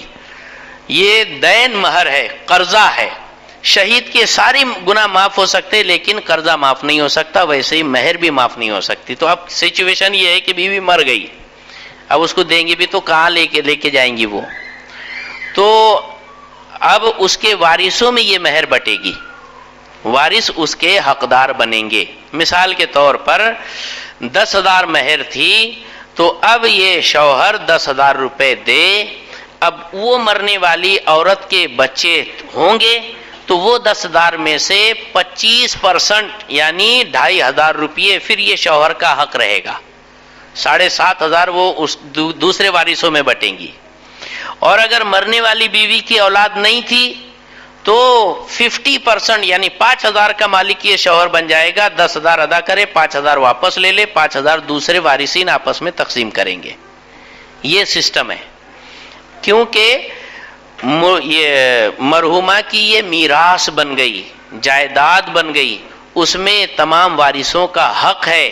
اگر یہ مہر ادا نہیں کرتا سارے وارثوں کا حق مارنے کا گنہگار بنے گا۔ اب یہ سیانہ پنتی ظاہر کرتے ہوئے مسجد میں دے رہا، مدرسے میں دے رہا تو بھی گنہگار ہوگا، ایک ایک پائی کے بدلے ہزاروں ہزار گنا ملے گا۔ وہ کیوں؟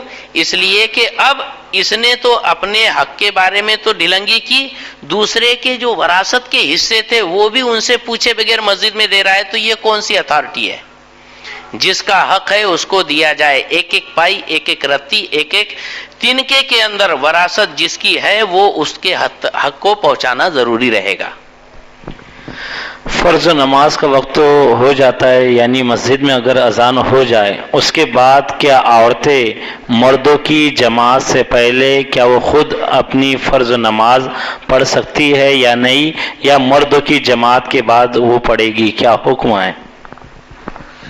عورتیں چاہے تو پہلے بھی پڑھ سکتی ہے، لیکن بہتر ہے کہ مردوں کی جماعت ہو جانے دے، اس کے بعد نماز پڑھے، لیکن اگر عورتیں چاہے تو پہلے پڑھ سکتی ہے۔ مسجد میں آج کل کچھ سوال کرنے والے یوں سوال کرتے کہ میں فلاں گاؤں جانا چاہتا ہوں، میرے پاس کرایہ نہیں ہے، اس طرح سے نماز کے بعد اعلان کرتے، تو کیا ایسے مانگنے والوں کی مدد کرنا چاہیے یا نہیں چاہیے؟ یہ بھی بہت اہم سوال ہے۔ مسجد میں آئے دن، اب وہ ملک شام میں کیا ہوا کیا نہیں، اس کے بعد سے لاک ڈاؤن لگ گیا، دنیا کے اندر اڑان سب بند ہو گئی، لیکن وہاں کے لوگ یہاں آ کر مانگ رہے، ملک شام کے لوگ گئے 2 چندہ۔ یہ کیا بات ہوئی؟ وہاں کشمیر میں کچھ ہوا نہیں کہ دوسرے ہی ہفتے محلے محلے کے اندر کشمیری لوگ پائے جاتے، یہ کیا مسئلہ ہے؟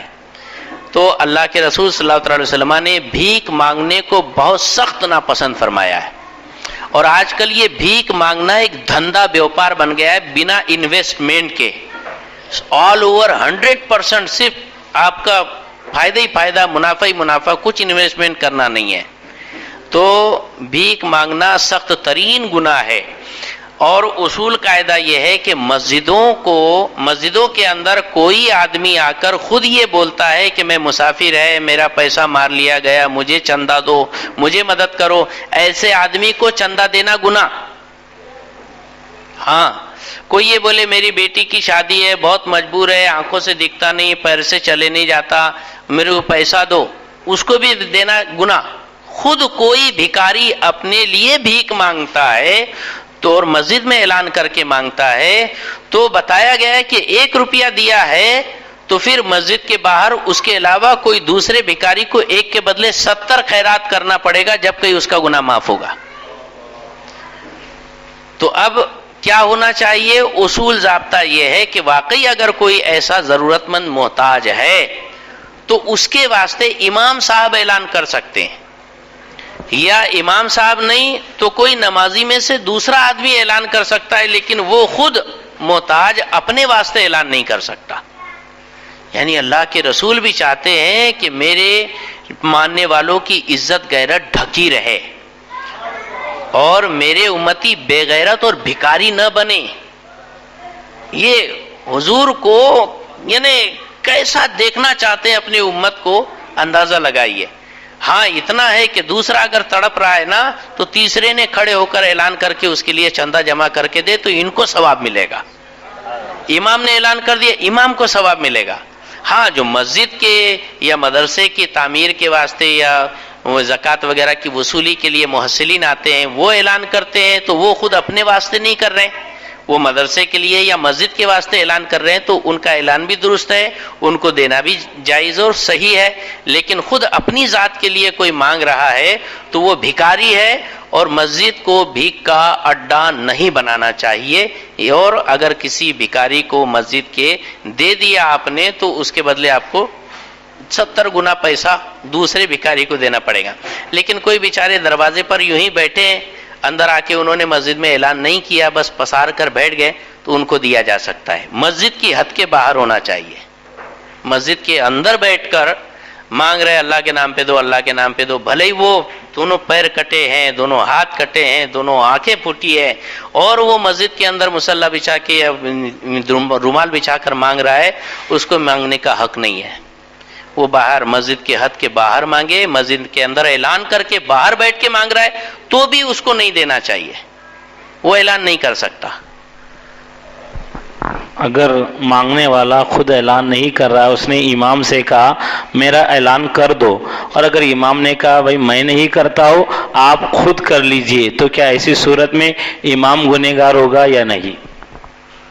ہاں امام تو گنہگار ہوگا نا، امام صاحب تو امام صاحب ہے، امام صاحب بادشاہ ہے، ان کو تمام مقتدیوں کے ساتھ برابر تعلقات رکھنے چاہیے۔ اب وہ ایک دن کا باہر سے آیا ہوا مسافر جو ان کی ابتدا میں نماز پڑھ رہا ہے، وہ بھی ان کا بھی تعلق ویسی ہے جو مسجد کے سرپنچ اور صدر کا ہے نا، وہ بھی سرپنچ صدر وہ کچھ بھی ہو، وہ ان کے گھر کے، لیکن پیچھے نماز پڑھ رہے، اس لیے مقتدی ہونے کی حیثیت سے وہی ان سے کنیکشن ہے جو ایک دن کا مسافر پیچھے آ کر نماز پڑھ رہا ہے۔ لہٰذا امام کو تو سب کی نظر ایک ہی رکھنا چاہیے۔ کیا پینٹ فولڈ کرنے سے نماز ہوگی یا نہیں ہوگی؟ پینٹ فولڈ کر کے نماز پڑھنا مکروہ تحریمی ہے۔ اب دیکھیے صاحب، مردوں کو تو ٹخنے سے نیچے تکبر کی نیت کے ساتھ اگر کوئی کپڑا لٹکاتا ہے تو وہ حرام، شدید ترین حرام ہے، جیسے شراب پینا حرام۔ اگر ٹخنے سے نیچے ہمارے پینٹ وغیرہ کے پائچے ہوں گے گھمنڈ غرور کی نیت سے، اکڑ کی نیت سے، تو وہ حرام ہے۔ لیکن اکڑ وکڑ کچھ نہیں، بس ایک ایسا وہ بچپن سے پہننے کی عادت پڑ گئی ہے اور لمبے پائچے سلا لیا ہے اور وہ پہن کے پھر رہا ہے، تو وہ مکروہ ہے، اللہ کی بارگاہ میں وہ ناپسندیدہ چیز ہے، اس سے بچنا چاہیے۔ تو اب اگر کبھی کسی نے لمبا بنا ہی لیا ہے تو اب اس کے لیے حکم یہ ہے کہ اگر وہ فولڈ کرتا ہے تو مکروہ تحریمی ہوگی، یہ مکروہ تنزیہی ہوگی، اور اوپر سے اگر فولڈ کرتا ہے تو مکروہ تحریمی ہوں گی۔ اور بہتر کیا ہے کہ اوپر جتنا چاہے اتنا کھینچ لے، بس ٹخنے سے اوپر آ جائے۔ لیکن صاحب ویسے آج کل پینٹ بنتی نہیں ہے، وہ ہمارے بچپن میں ہوتی تھی بال بیٹم، وہ چاہو تو چھاتی تک کے پہن لو کھینچ کر، لیکن آج کل جو ہے وہ ناف سے اوپر آتی نہیں پینٹ، ہے نا، کچھ ایسی بناوٹی رہتی ہے۔ تو اتنی لمبے پائچے سلانا ہی نہیں چاہیے جس سے اللہ رسول ناراض ہو۔ سردیوں کے دنوں میں اگر کوئی نمازی کان، ٹوپی، مفلر، کوٹ پہننا، سوٹر نیچے سے فولڈ کرتا ہے تو کیا حکم ہے؟ یہ ایک بہت اہم مسئلہ ہے۔ یہ بہت سارے لوگوں کو دیکھا گیا ہے کہ سوٹر پہنتے ہیں یا پھر وہ کوٹ وغیرہ پہنتے ہیں، رین کوٹ ٹائپ کا پہن کر آ جاتے ہیں اور چین نہیں لگاتے، یا پھر وہ کیا بولیں گے ان کو، یہ صدری وغیرہ رہتی ہے اس کے کھلے بٹن ایسے ہی تو پہن کر نماز پڑھ لیتے ہیں، تو نماز مکروہ تحریمی ہوتی ہے۔ اس کے فولڈ، یہ کیا کہتے ہیں، اوپر کے بٹن لگے ہونا کمپلسری ہے نا، اوپر کے بٹن لگے ہونا کمپلسری ہے۔ آپ بولیں گے یہ کون سا مطلب، سطر تو دکھ نہیں رہا، سطر تو ناف سے لے کر گھٹنے تک ہے، تو کیا اس کا مطلب یہ تھوڑی ہوا کہ بنیان پہن کے نماز پڑھ لو، ہے نا؟ نماز کا بھی ایک وقار ہے۔ اب ظاہر بات ہے کہ یہ کپڑوں کے پہننے کا سلیقہ ہی یہ ہے کہ بٹن لگے ہیں تو لگانے کے لیے لگے ہیں، ایسا کھول کے پھرنے کے لیے نہیں۔ وہ آبڑے بھی بٹن رہنے کے باوجود کھول کے پھرتے، کتنے برے دکھتے ہیں وہ، اللہ ان کا ایمان ہی چھین لیتا ہے۔ تو یہ اللہ کے دربار میں کھڑے ہو رہے ہیں تو اس کے اصول قاعدے ضابطے ہی یہ ہے اس دربار کے کہ بٹن لگے ہونے چاہیے۔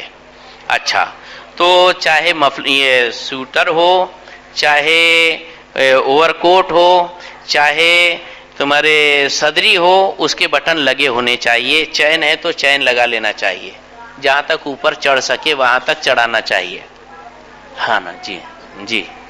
تو یہ ہوا ایک معاملہ۔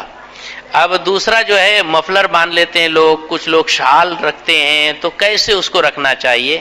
یہ مفلر اور شال، اس کا معاملہ یہ ہے کہ وہ چادر کے حکم میں سر کے اوپر سے ہونا چاہیے، وہ بھی آنے کے بعد ایک پیچ ہونا چاہیے کہ اس کے دونوں سامنے کے سامنے سیدھے لٹکانا، اس کو سدلے ثوب کہا گیا ہے، کپڑا لٹکانا، جو کہ مکروہ تحریمی ہے۔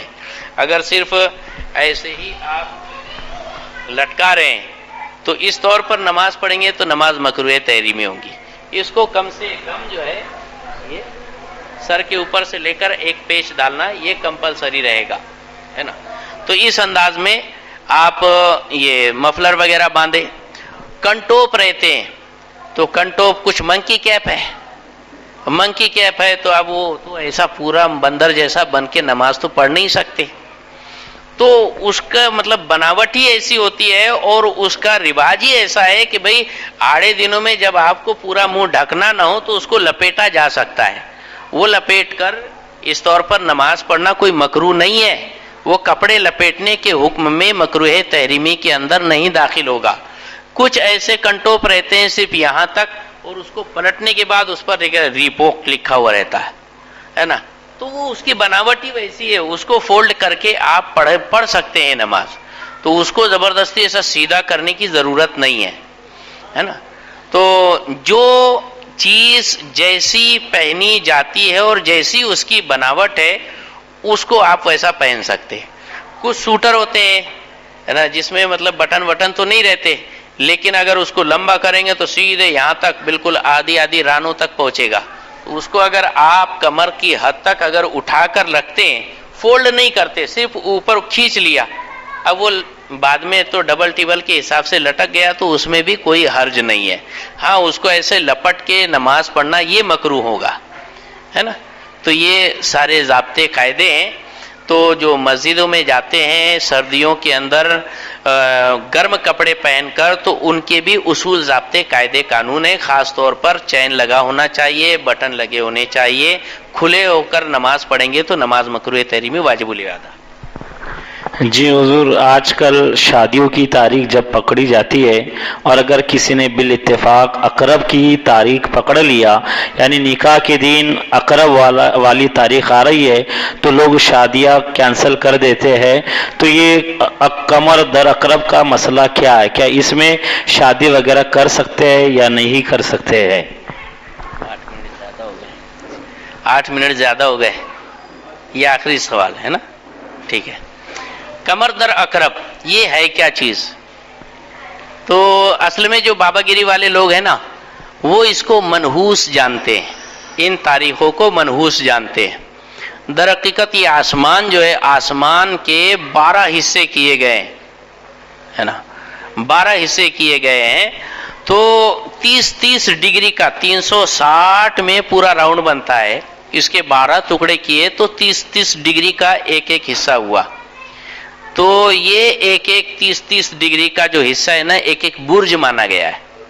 12 برج ہیں: حمل، ثور، زوجہ، سرطان، اسد، سنبلہ، میزان، اقرب، قوس، جدی، دلو، حوت.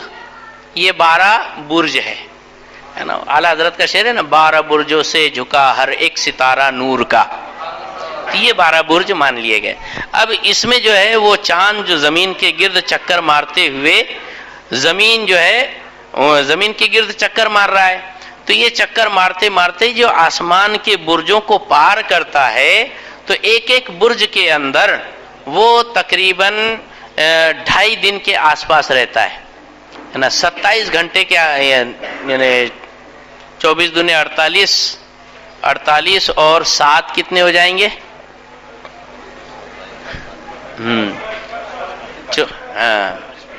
55.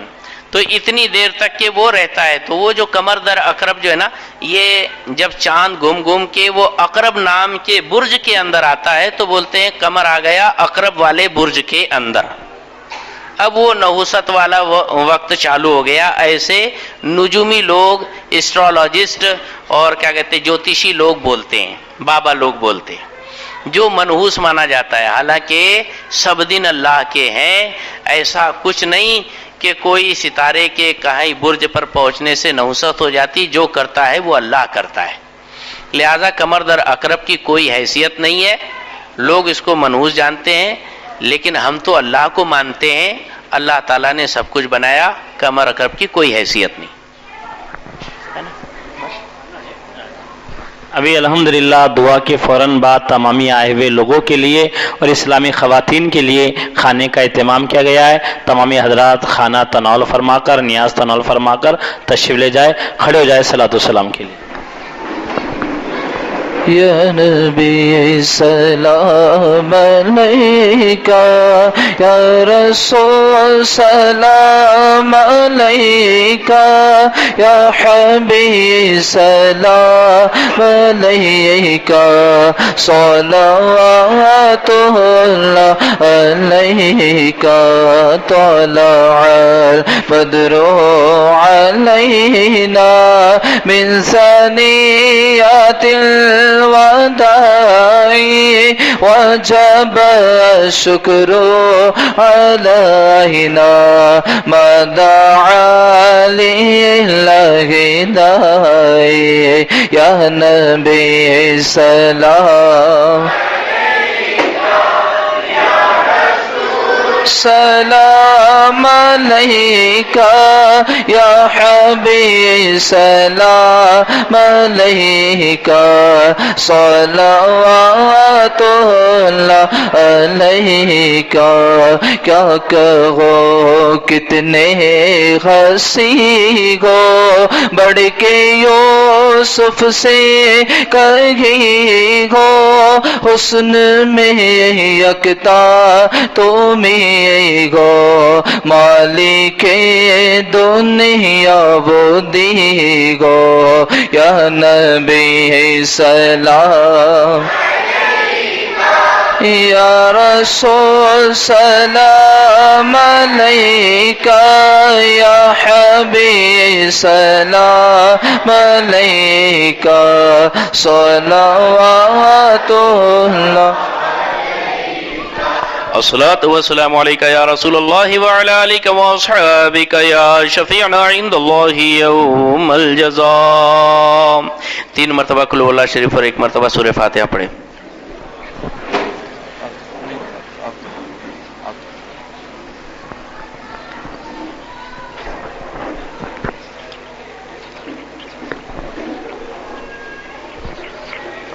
یا اللہ یا رحمان یا رحیم. جو کچھ بھی سورہ فاتحہ اور سورہ اخلاص کی تلاوت کی گئی ان تمام کا ثواب سب سے پہلے حضرت جناب احمد مصطفیٰ محمد مصطفیٰ صلی اللہ تعالی علیہ وسلم کی مقدس بارگاہ میں پیش مولا قبول عطا فرما. میرے مولا حضور کے صدقے وسیلے سے حضور کے والدین ماجدین تمام انبیاء اکرام تمام اولیاء اکرام تمام شہداء اکرام کل مومنین کل مومنات کل مسلمین کل مسلمات کی مقدس بارگاہ میں پیش مولا قبول عطا فرما.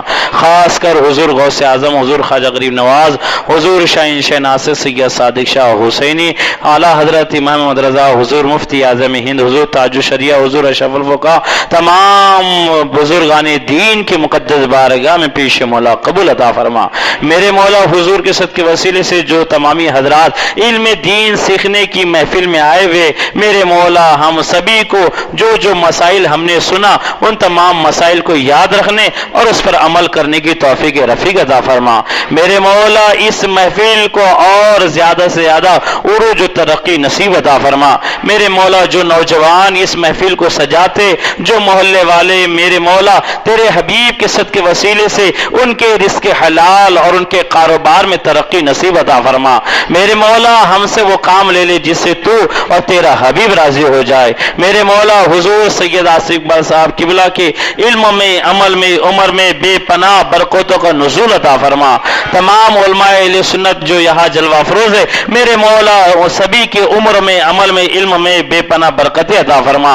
ان اللہ و ملائکتہ یصلون علی النبی یا ایھا الذین آمنوا صلوا علیہ وسلموا تسلیما.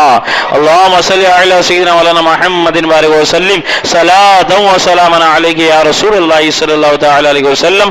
سبحان ربک رب العزۃ عما یصفون وسلام علی المرسلین والحمد للہ رب العالمین.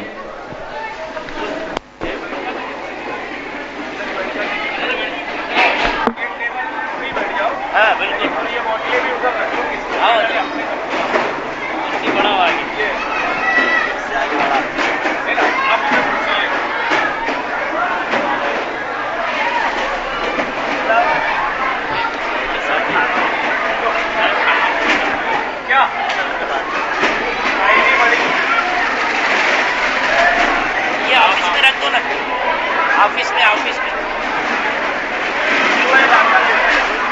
یہ لو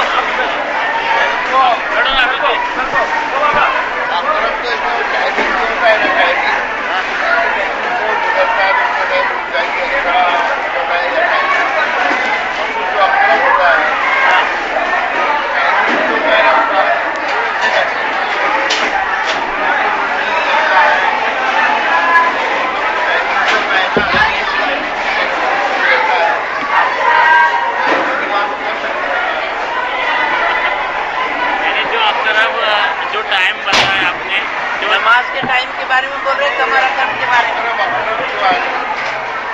دیکھو پہلی بات تو یہ چیز ہے ہی اسلام میں یہ چیز ہے.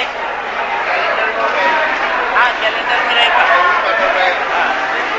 ہاں بڑھیا بہتر یہ ہے کہ آپ کو جیسے ڈر لگتا ہے کرو اس پر تاریخ چھوڑ ڈالو. لیکن پہلی بات تو اس کی کوئی حقیقت ہی نہیں ہے اس سے ڈرنے کی ضرورت ہی نہیں ہے.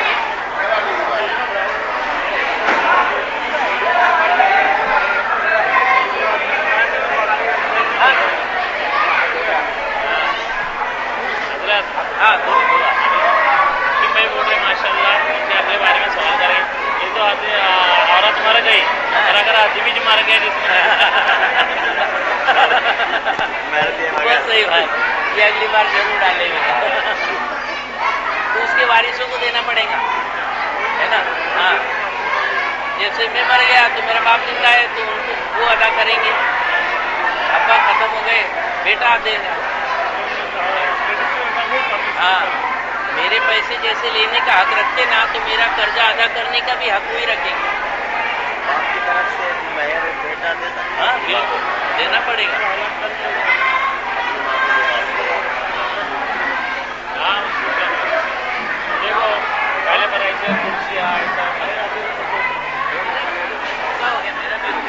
لیجیے گرم منگاتے. عبد القادر گرم لانا یار، گرم لانا مولانا لوگ کو ٹھنڈا ہی دے رہے ہیں. گرم